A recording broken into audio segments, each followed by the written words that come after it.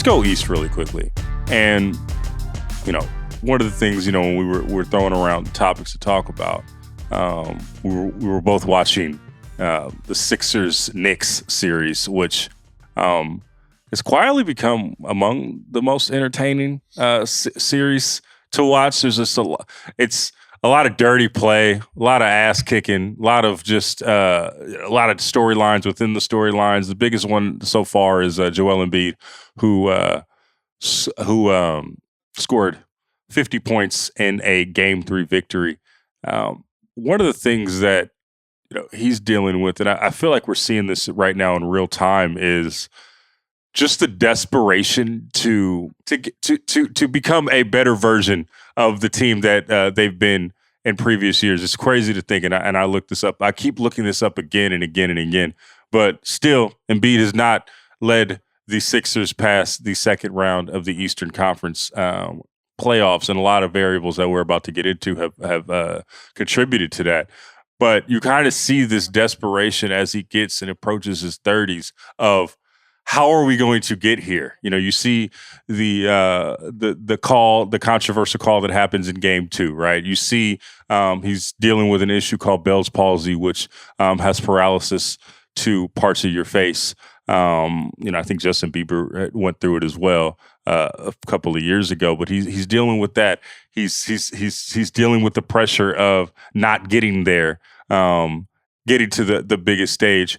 What did you think from his performance in Game 3, and what have you seen from Embiid during this series? I know you went to I believe Game 2.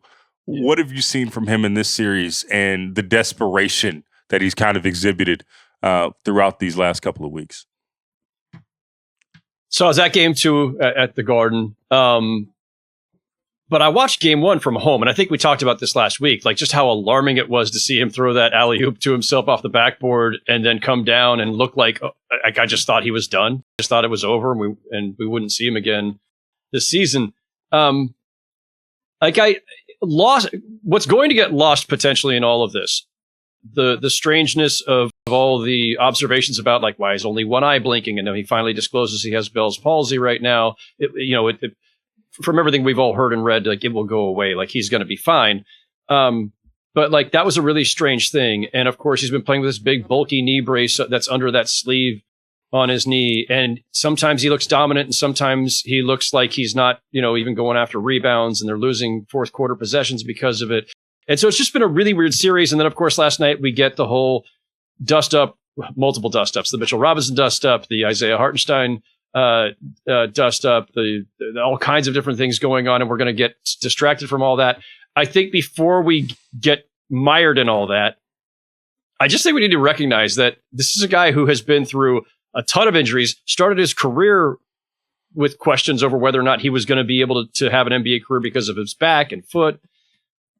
And the dude is gutting it out. Like whatever else you may think of Joel Embiid, you want to ding him for grifting fouls and all this stuff, fine. You want to say that it was a dirty play last night with Mitchell Robinson? I'm not going to disagree. There was a bunch of shit going on, but like I'm not going to disagree. I'm not going to make excuses for him.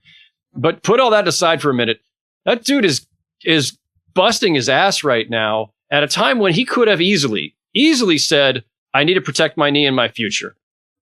And he came back. I was talking to somebody from another team yesterday who basically just said, and obviously it's somebody from a different front office and in the other conference for that matter. So they don't know anything specifically about his medical condition. But this is somebody who's been in the league a long time. And he said, if that were our team, I don't know if we'd let him out there. And of course, that's without seeing any imaging or anything else. Like he's speaking in a vacuum. But watching the way that Embiid was moving, especially those first two games, and how just awkwardly he was moving at times, gingerly and not attacking, tells you that he's not 100%. And he's a really big dude with a history of injuries and a knee injury that he just come back from a couple weeks ago.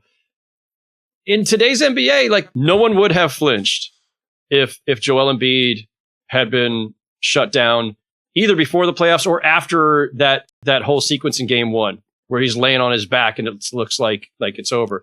And he came back in that game. if nothing else, we should be able to conclude that Joel Embiid is like a serious competitor with a lot of pride and who wants this. He wants this badly, and he's not willing to say, "Oh, you know what? Tyrese Maxey just broke through. We got the Harden cloud out of here this season. Daryl's got all this cap room he's sitting on. We're going to go get Paul George or somebody this offseason. Let's just pack it in and play for next year." Like, he could do that, and no one would flinch. Very few would. And he's out there on what's clearly a bad knee with a big-ass bulky brace and scoring 50 last night. And it's crazy. I mean, I'm impressed is, I guess, the point. I just couldn't imagine trying to shoot a basketball or do anything basketball related when half of my face is paralyzed, right? Like that is, and you're starting to see just to your point with the competitiveness, I know that he has battled against that narrative, in previous seasons, if he is competitive enough, if he wants it enough, or if he can reach that level. But I think that should also go by the wayside right now. But I think more than anything, you see from, a guy like Embiid, just a player fighting against his on-court mortality in real time, right? Like somebody that's it would be convenient for him to say oh yeah, my GM has enough cap space, for next season. First of all, these players aren't wired like that. And second, he's forget next season. This might be my last shot at it. He's seeing his body break down in front of the world and is yo, man, I gotta lock in. Do you see the Sixers making a run again, after the Game 3 victory, which was a hard-fought victory? This has been a tough series that, me, you, and Raj have talked about this in previous episodes, just what it's like to get your ass kicked during a postseason series, and what the ramifications, whether you win or lose, those ramifications on a team's body and their psyche, even going advancing into the playoffs. But the Sixers team has a lot of heart. They can very well tie this series up 2-2 and go back to the Garden and see Howard Beck and all their favorite New Yorkers. That's very plausible. But where do you see from the Sixers team, and where do you see that they can go after this last Game 3? I don't think they're winning this series, but I don't think it's impossible either. The Knicks are obviously down Julius Randle. They may be, who knows? I don't know what Mitchell Robinson's status is. Might be down Mitchell Robinson, yeah. Yeah. Which obviously against the Sixers in particular makes it pretty tough. After Hartenstein, it's Precious Achua and, I don't know, Josh Hart. Can you give him 10 minutes? Can you give him the next 10 minutes right now? I don't know about that.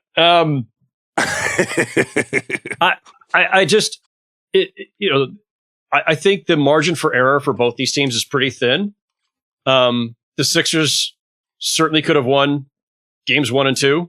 As much as Knicks fans are now, understandably upset with some of the officiating issues last night, and even with, Joel Embiid getting a flagrant 1 when it could have been a flagrant 2, by definition, they had a case, because the last 2-minute report said they missed multiple calls there when they blew that 5-point lead in the last few seconds. And a quick tangent really quickly on the officiating. Yeah. We'll talk about this as something real quick. But if I'm a player, I don't want to hear that shit. Make the call right.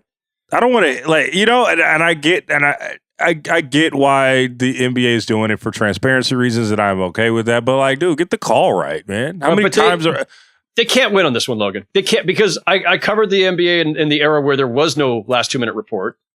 And people have forgotten about this part. Back before the last 2-minute report, here we go. We're going back in time again. Let's get it. On a couple of occasions, very rarely, if it was a really egregious call that decided a game in the last minute or last seconds, they'd put out a single statement the next day saying, we missed that foul on Derek Fisher or something. And so there were a few of these, and those were almost like the precursors to the last 2-minute report. They were not comprehensive, and it was only about a single call sometimes if something was really egregious in a playoff game, and only in the playoffs, I think, that they ever did this. And it was weird, because then it's well, hold on. You guys blew some calls in my game last night. How come you're only acknowledging that one?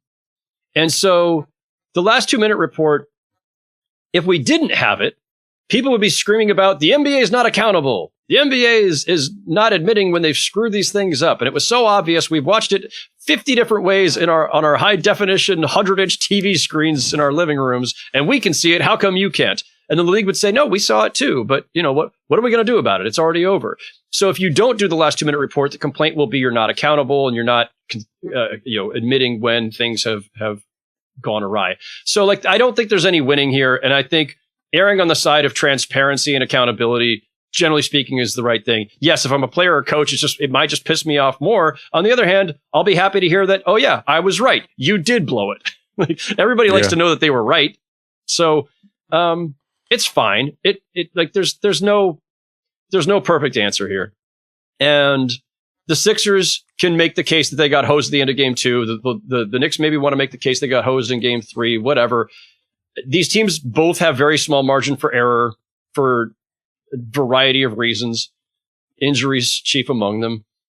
And I think the Knicks are winning this series. But if Embiid looks like he's getting stronger as he goes, weirdly. And they've got, another home game Sunday, obviously. I don't know. I'm not going to be surprised if they come back to New York tied 2-2, and then it becomes a best of 3, and the Sixers have played pretty well at the Garden. So, this ain't the Cavaliers. I'll say that.